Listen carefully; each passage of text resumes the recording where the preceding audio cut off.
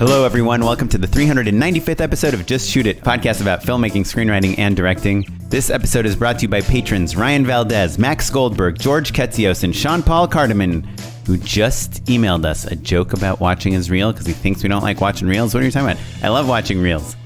Sometimes. I'm Oren Kaplan. And I'm Matt Enlow. Today, it's a Matt and Oren catch-up episode.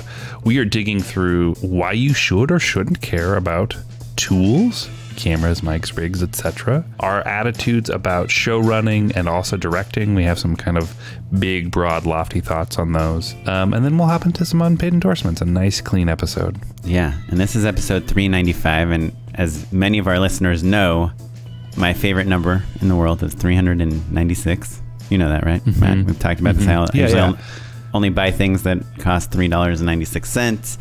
Your vanity plate is 333396.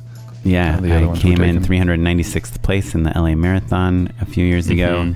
And the reason I bring it up is because I wanted to do something incredibly special for our 396th episode, which is the next episode, and that's going to be our live episode. By the time you listen to this one, our live one will have been recorded last night. This episode is coming out the night after our live recording, so guess what? You missed it. My live podcasting fit.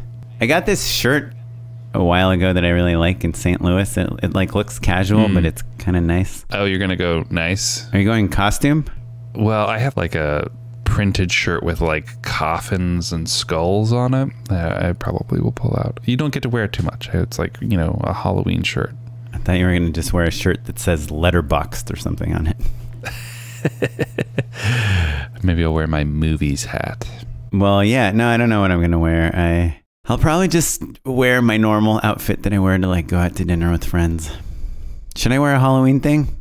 I have an elf costume. You do love that elf costume. Yeah. I'm actually shooting something with elves, except now we're not allowed to call them elves because of a freaking elf on a shelf. And I'm like, those people don't own elves, but they're worried about it. So now we call our elf a little helper. But in my treatment, I have a bunch of pictures of me in that elf costume. I'm like, I knew this would have come in handy at some point. Having so many photographs of myself in an elf costume. You're like, here I am drunk at all of these different events. Speaking of, at Saw Horse events, which is where our live show is. Yeah, the irony is I didn't even buy the elf costume. I mean, I'm Jewish. It's against my religion to buy elf costumes. But the Sawhorse guys bought it for me at their first Christmas party. They brought it for me. So I've been wearing it ever since. That polyester is a pretty good material. You should check it out. Yeah, it's never going to biodegrade. Anyway. Should we tell people about our Patreon just in case? Patreon.com/justshootitpod. If you would have signed up before today, you would have been able to get a guaranteed ticket for our live show. That was last night. That was amazing, by the way. I can't believe you missed it. You should have been there. Man, really incredible. Though, seriously, if you do want to stay in the loop on our live shows and get all sorts of other perks, patreon.com/justshootitpod is the place to go and sign up and support the show. Anyway, patreon.com/justshootitpod. It is where we do things. By the way, there might be like an Arc Studio Pro ad coming right around now. I don't know when it's going to come in the episode, but someone emailed me today and said that they thought that ad was pretty funny. You know, I listened to it the other day. I thought it's not bad. Are you serious? I thought it was so bad. Not from an Arc Studio Pro standpoint, but from us trying to be funny standpoint. You know, not to toot our own horn, I think you did a good job with the edit, and I think the performances are not bad. No, I have notes. I would restructure things a tiny bit, but yeah, it's pretty good. Anyhow, Matthew. Do you mind if I call you Matthew? You know, you sound like my mom, but, you know, this show is a wreck. Oren, I've been dying to know.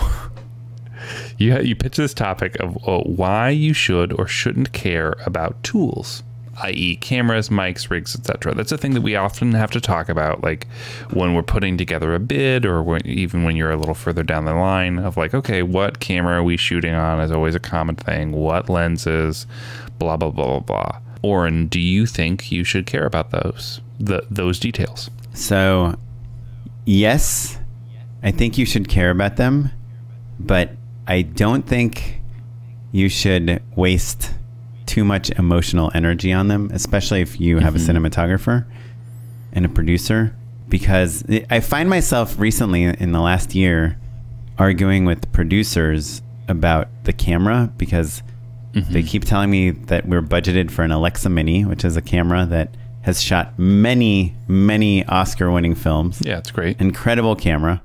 Shoots 3.2K, shoots an excellent skin tone, all the stuff you want. But then, you know, the cinematographer always wants to shoot on an Alexa 35, like the latest version of this camera, which is, you know, $600 more a day or something like that. Or sometimes they'll have like a Venice, which I've been enjoying this. The Sony Venice cameras, nice, shoots 6K, all this other stuff. Has this crazy mode, the Rialto mode that lets you do crazy handheld stuff very easily.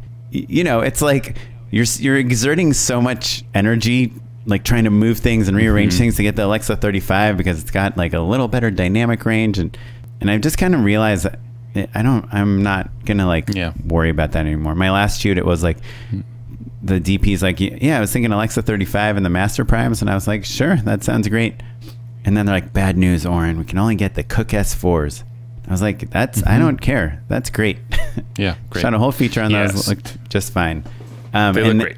And I realized, like, if you spent all that time you're fighting about gear, just like making your shot list a little bit better, hanging out with the actors, like working on the art direction, nailing the wardrobe, it just, you get so much more mileage out of that. And I'm not talking about like, are we going to shoot on an iPhone versus an Alexa?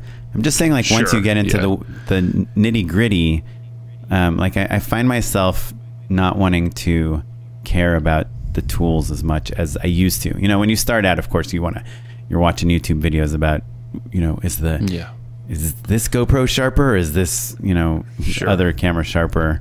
But now I feel like I just don't want to waste my time with that anymore. What's your, you said you have a strong viewpoint on this. Yeah, to me, it's very clear. If there is a specific feature that we need, does it need to shoot super high res? Does it need to shoot super slow motion? Something like that. I'm struggling to think of another example.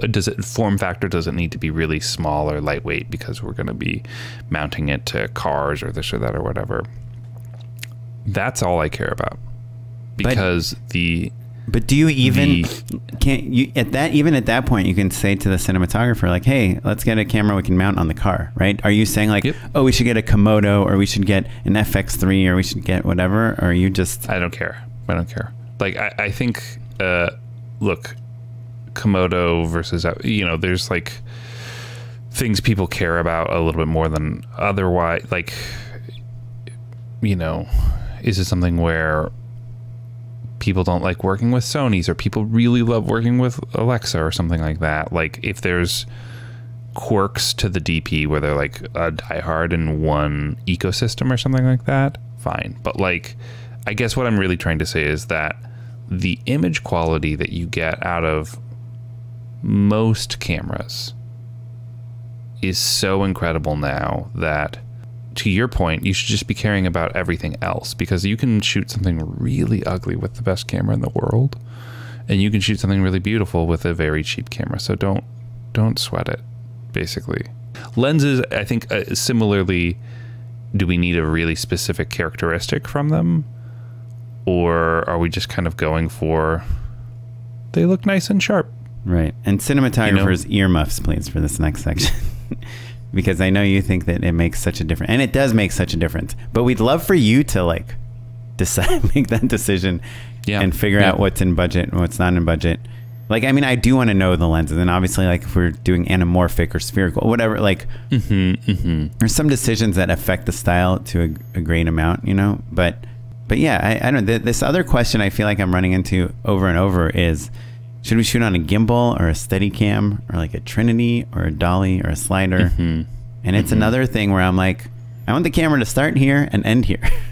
You tell me whatever you want, you know? Yeah, that does have greater impacts in your schedule, right? Because it depends on, you know, the scale to a certain extent. Like, if you have an extra camera body that's already rigged on a gimbal and there's an operator standing by ready to go, the difference between that and a Steadicam, you know, probably not that big a deal, unless you need a big boom or something like that, or you need to get super low or something, you know. Then to your point, like, the camera move determines what tool you need. If it's something where you're going to have to take your only camera off of the dolly, level it on a different tool, blah, blah, blah, that eats into your schedule in a way that's significant. And it always drives me insane. Yeah. Yeah, me too.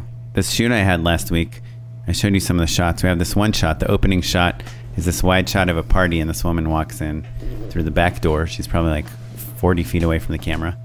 And she says something to camera, and I want to end up in like a medium shot of her. So from a super wide, like a super wide lens, like an 18 or something, to end up in a medium shot. And the entire shot needs to last 2 seconds. So it's like obviously a gimbal or a Steadicam shot, because you have to fly, I mean, or even a drone shot. Like you have to go so fast to go from the super wide to super close. But we had that exact same issue that you're talking about. It's like, well, we only have one camera. If we go on the gimbal, to go off the gimbal and back on the, like to the dolly and all those things. And in the end, I was like, let's just put on the dolly. We're shooting 4.6K. We'll just ride on the floor. The problem with the dolly is you see the track, but like super wide lens, flat floor, we'll just ride on the dolly. And if we need to stabilize it a little in post, if we need to do a little pushing in post, that's fine. But I don't want to waste an hour on this like slightly better shot. And the DP was like, okay. He talked to the grip and their dolly grip. He's like, sure. So you could see the track on the floor? If we would have had track, we ran on the floor with no track. Oh, cool, cool, great, okay. Because the reason I was like, wait, what? I'm sure you could work your way around it, push it in post or whatever, even paint it out a little. But when client sees dolly track in the shot, they're like, wait, this is a huge mistake, even if you have a perfect plan for it. So that's why I was like, wait, huh? Anyway, things like that. But yeah, so this thing I'm working on now, the shot of this guy running, it's supposed to look like he filmed it himself, and he's wearing this kind of funny outfit. We want to see the whole outfit, and it's a social media thing, one by one. So he filmed it himself. He's holding the camera. Yeah, and we want to see his whole outfit. So the obvious thing to do here is to shoot it on an Insta360 or a GoPro Max, like those 360 cameras with those, like they call them the invisible selfie stick, right? Because the software stitches the video in a way where you don't see the selfie stick, and you can hold it like 3 feet away from you, and it gets an entire shot of your body, and it's awesome. But the client insists it must be shot on an iPhone. The client does not want it shot on an Insta360. It's such a weird thing. And so today I just spent like an hour running around with my iPhone, seeing if I could get a good shot of myself running around. Because I was super high selfie. Did that work? So I tried super high selfie mode, almost pointing to the ground. Yeah, but it's hard because you're running, and there's also dialogue. But I was like, this looks okay. I was adamant, like it has to be the 360, and I was showing all these videos, all these amazing videos, and trying to send them to the producer, to send to the agency, to send to the client. It's like, it's got to be so much better. We can reframe it, it'll stabilize, the way better stabilizer, all this stuff. And then I just shot it. Is this just one shot, or?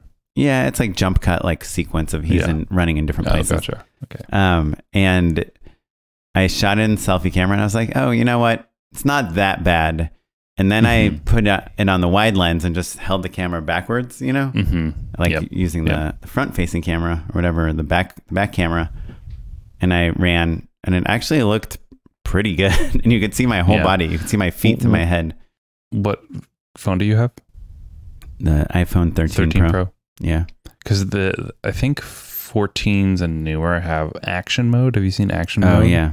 I've seen some, like, again, talk about spending too much time on the tools. When it came out, I think I watched a lot of videos comparing it to the other modes, the other stabilization modes. Action mode, it looks pretty incredible. However, I think it might actually counteract what you're trying to do. Like if the point is to get some of that chaos, the chaos and the person using the phone. Yeah. But so in the end, you know, the rest of the team was like, Oren really wants to shoot 360. Like, let's get it. Let's buy the 360 and show them, and we'll shoot both ways, and we'll show them it's better. And I was like, I feel like I just did all this fighting for nothing because the iPhone just looks fine, you know? Yeah. Well, I think though that's less a argument about whether you should care about the tools or not, and more about shooting test footage. That's just advocating for like, just go out and see. Yeah, I guess you're right. But I also was like, sometimes, you know, we're just fighting so hard for a lens or a camera or a rig. Mm-hmm. Mm-hmm. And sometimes it's worth it, and it depends on the video. If I don't get to 12 mil, what are we even doing? Yeah. Yeah. But sometimes, like, hey, worry about what's on the other side of the camera more, exactly. And let you know, other people worry about what's behind the camera or what the camera is. Anyhow, that's all I was thinking about. I'd love to hear everyone else's thoughts. I'm sure it's one place where I think DPs and directors probably either disagree or agree very much that the other person should worry about the other thing. Mm-hmm. You know what I mean? Yeah, I wonder. Speaking of worrying about stuff, what are you thinking about? You're talking about show running and the balance of creativity versus management versus mentorship, and how it's a thing you've been trying to balance recently. I think of the old Mitch Hedberg joke about how when he was a stand-up comic, people would be like, "Oh, you're so great. You're so great. Do you have any scripts? Do you write?" And he's like, "Oh man, that's like asking a chef, oh man, can you farm?" How they're kind of slightly different disciplines. And I'm kind of going through this thing where as I'm show running, I'm running a team, and I get to do a lot of noting for sure, and less having my fingers on the keyboard, less of the doing, more of the telling people how to do things. And we've done some things to kind of get me back in the mix in ways that I think are really helpful and gratifying and good for the show. But right, is it like if there's a good joke, you take credit for it? Is that how it works? Mm-hmm. I say that's me. Actually, it's funny. I really have been. It's a thing where like sometimes people will be like, "Oh, who wrote that joke?" And I kind of have started really adamantly being like, "We all wrote it. We all wrote the joke." Because unless you wrote it. Unless I wrote it. No, because like the truth is that we're all plussing each other and we're all riffing. And so like whose mouth did it come out of or who typed it? I can almost always tell, but like it's a group think. I'm fortunate that this room is really tight and really understands each other very well. But so the slices of the pie for me, it's a thin slice of actually doing the thing that got me the job in the first place. Being good at writing and directing and editing and all of the craft is how I got to this position. And now I'm doing much more, not just management, like not just team management, but like studio notes and big picture stuff. And I'm in a lot of meetings now. And then also the other thing I've been thinking about is just because you know how to do something doesn't mean you know how to teach someone to do the thing that you do. And so that's what notes are in a certain sense, and it's not like I'm ever giving the same note over and over again, but getting a team member to understand how you do the thing you do, or how your talent does the thing that they do, how to write in the voice of a show, or to figure out what the rubric of what good means, in the context of what you're making, and getting them sharper and closer to that. And with every step is like a skill unto itself that is very different than being good at making funny videos. You know what I mean? Mm-hmm. Yeah. It's like, instead of sharing your note of what to do to make it better, it's like sharing your note of how to think about it, mm-hmm. so that you get to a better version of it. But also while you're on the treadmill of like needing to release things all the time. Right. But it's due in 5 minutes. Yeah. So why not just tell them what it should be? Yeah. And also you prefer to do that. Like, it's so fun to just be like, okay, hold on. Well, let me just give me 30 minutes. I'm going to put my headphones on. I'll just rewrite this, you know? So it's so fun. And I've done that a little bit lately. That's when you call me and you're like, tell me in my headphones what to write. Yeah. Is it Chat G? Yeah. GBT? GPT, of course. Dude, we should buy chatgtp.com right now and just send people in the wrong direction on every question. Yeah. But no, like, you know, sometimes you just have to roll your sleeves up and do it. And that's fun.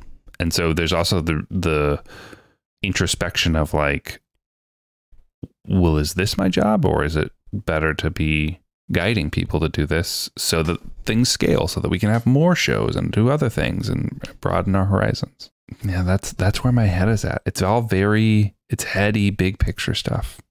But were you saying, I feel like you were expressing to me before we started recording that you kind of, wish you were doing more.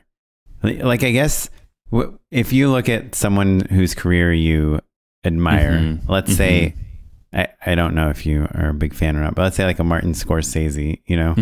Sure. Do you think he spends more time doing the management stuff or doing the fingers in the business stuff? That's a great question. Well, look, there's the, is Scorsese interviewing 6 writers to staff or something like that? Probably not. Maybe like Jordan Peele is like a better example, because maybe Jordan Peele is producing something and giving notes on something and making his own stuff all at the same time. I'll say this, taking a step back even further.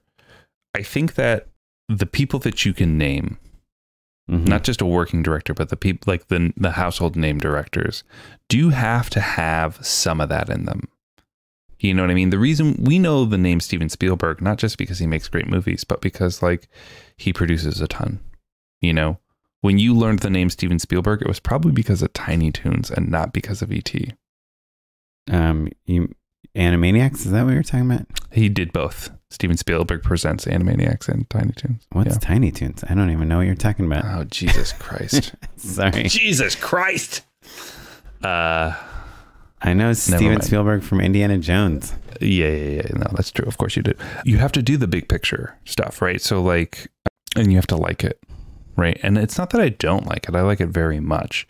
But striking the balance of writing, shooting, and work in the room or doing the business side, producing essentially, is something I think I'm leaning more into producing and less into writing lately. Right. And certainly miss it. When Steven Spielberg is directing Indiana Jones and he's trying to communicate to his crew the intensity, the tone, the color palette, whatever, and he doesn't have Google Slides and frickin' shotdeck.com and Google to find images and to show clips and an iPhone to shoot his own version of it, how is he telling his team what to do? You're even one up you. Remember, this is like pre-VHS era. So that means that like you can't even be like, well, that scene in this movie, because most likely they haven't seen the movie unless they pull out the TV guide. They're like, oh, it's playing on Wednesday night at 2 a.m. Watch that scene. Yeah. Lawrence of Arabia is playing at the Repertory Theater. Everybody, we got to go together. So how does Spielberg communicate to his crew what to do?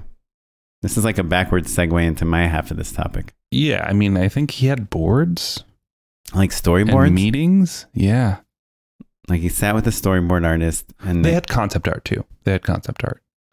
But really what we're saying is like, not only have the tools advanced, but the scale of project has embraced those tools at a smaller budget, right? So like it used to be that commercials all basically were mega budgets and that movies were all relatively large budgets or truly indie DIY, you can make Night of the Living Dead or something like that, but you can't make Indiana Jones. So I think that like, when you had a Hollywood movie, quote unquote, you had previs and that sort of stuff. Right. And so like, you're literally bringing in artisans to like paint and draw and like you're having conversations and pulling swatches and shooting Polaroids and things like that. Research, you know, pulling out books and going to the library and saying, this is what I want. You got like your atlas. You're like, in the Sahara, they have a great boulder dash. Let's design a scene around that. When I first started at the Directors Bureau as an intern, Roman Coppola, who had founded the company, gave me like a stack of books, like art books with like Post-it notes in them. And he would be like, basically I had to just scan all of the images in those books for him to just have in his archive. Just like, oh, I like this image. I like that image. I just want to have all of these handy for when it comes time to conjure them into something. That's crazy. Yeah.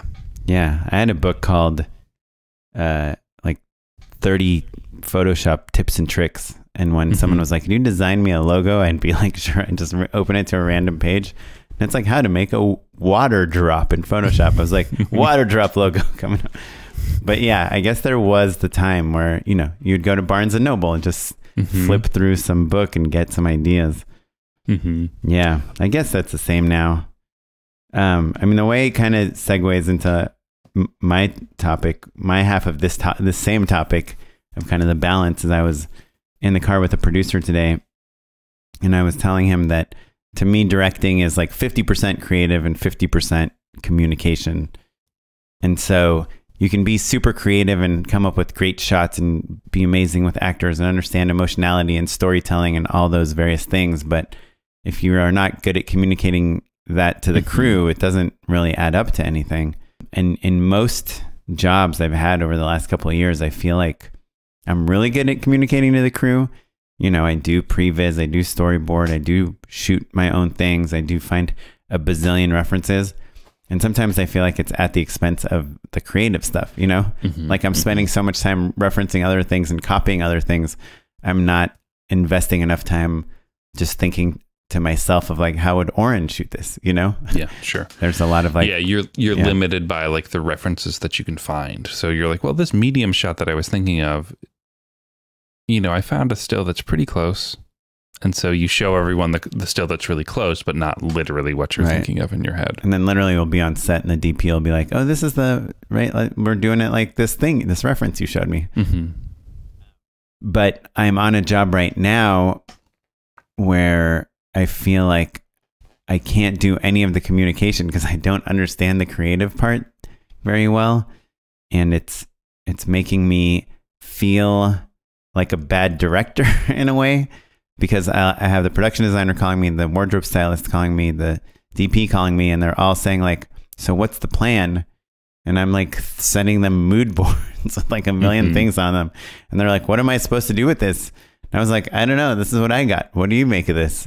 And they're like, well, do you want me to choose some images from this mood board and make them? And I'm like, sure. Yeah.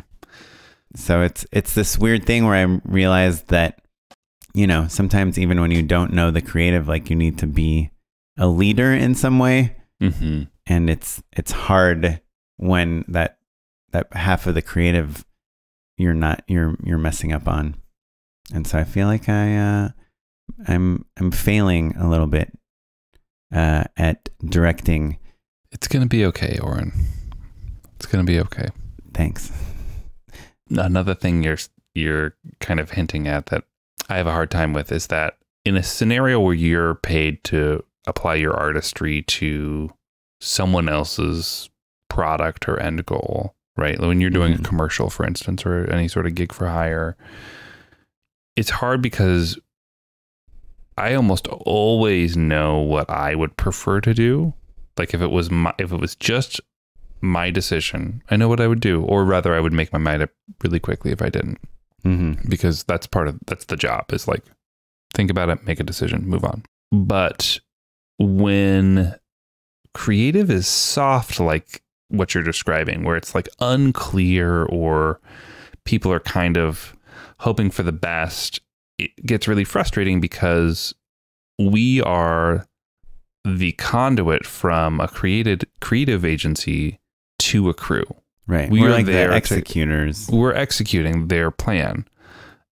But also, it's our fault if that plan isn't executed, even if the plan is unclear. Right.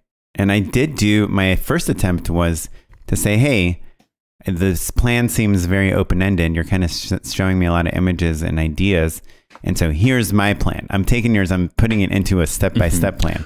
Which is oftentimes the ask, right? Like if creatives are meant to just be a little loosey-goosey and woo-woo. Right. Otherwise, they just do our jobs for us. And sometimes they want to, you know? Yeah. But then when I offered the plan, they were like, no, that's not really what we were thinking. And they kind of tried to redirect me in ways that made my plan way more vague again. What's strange about this whole conversation and scenario is that this happens all the time, but the solution is, oh, they just don't hire us, right? We'll get the creative, we'll pitch our take, and then they'll be like, oh, well, Oren didn't get it. So-and-so did. Right. We're going with them. But it's unique that like you were awarded the job, which was competitive. Right. And also there's this out of sync sort of situation going. So yeah, let us know how it goes, man. It's kind of, I think it's probably not that uncommon. Like we've heard stories where someone has been hired to direct a movie and then the entire script changes, like a page one rewrite, but they're still the director. But now it's like actually maybe not the movie that they would direct, and they have to basically figure out how. But don't get me wrong. Like I think I'm super excited about this project. I think it's going to be awesome. It's coming up really fast. I have to shoot it in literally 5 days. And by the time you hear this podcast, I have to shoot it in 2 days. And at this moment, I don't know where we're shooting, how we're shooting, what we're shooting. And it's not simple. It's a massive, like 10-person choreographed extravaganza of weirdness that is not quite honed in yet. Anyhow, ask me about it next time you see me, and I'll let you know. We'll follow up if I manage to focus the insanity. And in the meantime, do you have a few more minutes to hang out and endorse with me? Yeah, Matt, I'm shocked you're asking me. I've said yes every single time for the last like 395 episodes. I feel like every once in a while we're like, we'll do it later. And you know that 396 is my favorite number, so 395 is second favorite. So of course I'm going to endorse with you. Unpaid endorsements. So this is actually like an idea I stole from Jordan Brady. And I hate to mention Jordan Brady on like 80% of our podcasts because I don't want to give him any of our business. I don't want someone to hear me say it and then accuse me of stealing it from him. So I'm just giving credit to him, even though I thought of it on my own. He had talked about how when he has Zoom calls, which nowadays, if you're a director, whether you're doing features or TV or anything, I guarantee you're having a lot of meetings on Zoom. And I guarantee you that some of those meetings affect whether people want to work with you or not. Whether you're trying to get an actor attached or be hired by someone or whatever it is. And something that Jordan Brady mentioned, and I'm trying to emulate, was that when he brings out his like good microphone for the Zoom meeting, people are like, oh, I'm listening, you know, that there is a different quality to talking into, like, you know, we use our mics for the podcast. I use mine for Zoom meetings and, you know, Google Meets or whatever, every day. And people do a lot of times comment like, oh, look at that microphone. It's got today some guy called it a spit guard. It's actually a pop filter, but same though, kind of. It's a sneeze guard. Yeah. For my microphone buffet. No, but I do think that as directors, gives you a little authority. Our voice is very important because we're trying to communicate our ideas on these calls by talking and showing things. And so I have become in the last year a big believer in getting a really good microphone for your computer. It doesn't have to be expensive. Like we have the Audio-Technica 2020. 2020s. Yeah, they have one that just has a USB version that you can just plug straight into your computer and use it on Zoom calls. You got to get a stand too. I just think it changes the dynamic. And when you start talking or you start pitching, it's that versus you on your AirPods, you know, that are kind of like tinny. Anyhow, Matt, I've been dying to know, why is your unpaid endorsement today so Well, I'll tell you why it's so you know, it could be better. That's funny because I was going to say it's one that you would really like. So my endorsement is I doubt it. a Chrome plugin specifically for Google Meets that my favorite types of is meats. it's called Tactiq, Tactiq, and it is an AI note-taking app. So basically, when you're in Google Meet, it will transcribe everything, and then it will use ChatGPT to spit you out a summary with action items of the things that you had in your meeting. Earlier in the show, when you're talking to people and it's less a creative thing. It's not for script notes. It's not for like, oh, we needed to punch this joke harder, and this was unclear for me. It's not none of that. It's like, okay, we've got a meeting where we need to cover these different things about the schedule. And I need to circle back with this person, and we need to, plan this 3 weeks out. All of that stuff. It's easy to get lost, and makes things much better for sure. That's awesome, and it's free. Mm-hmm. Tactiq, Tactiq. Well, Matt, I'll let you go to sleep because you had a really weird time last night. Oren stole the show, I heard, at the live show. Yeah, I didn't even get a word in edgewise. Is this thing on? Yeah, sorry. It was odd that I was in charge of the mics and your mic was never on. Yeah. I apologize. Coincidence? I think not. All right. Well, everyone, it was wonderful to see you at the show. Hopefully it goes great. And if you have any questions or concerns, you can email us at justshootitpod@gmail.com. And please send your concerns. If you have concerns, send them to Matt at justshootitpod@gmail.com. If you have compliments or just want to talk about cool stuff, just send it to me at justshootitpod@gmail.com. Yep. There you go. And you can follow me across all social media at Mr. Matt Enlow. Especially Letterboxd. More followers. I'm seeing it. People How many are followers? How many followers do you have? I don't know how many, but it is a small number. But I got somebody responded to a review I wrote just the other day, and it's really fun. So I'm happy to have. Which movie did you review that you got responded to? They're all kids movies. Come on, are you serious? Yeah, I have a list of every movie that Nora has like seen. Coco Melon Goes to the Zoo. Nah, man, we're watching real movies. We just watched the Muppet movie with her. It was great. The Muppet movie? Yeah, it was a response on Turning Red. Have you seen that one? Yes. Matt, I gotta go respond to your Letterboxd review. I loved it, man. That movie is great. No, it is good. I like it. Yeah, I really, really loved it. Anyway. I'll watch any movie about a boy band. Anyhow, I'm at OKaplan across all social media. This episode was edited by Noah Bayshore. Our producer is Tyler Small. You're listening to music from the Free Music Archive and the artist Jazar, and we will catch you next time. Thanks, everyone. Thanks, everyone. Goodbye. Bye.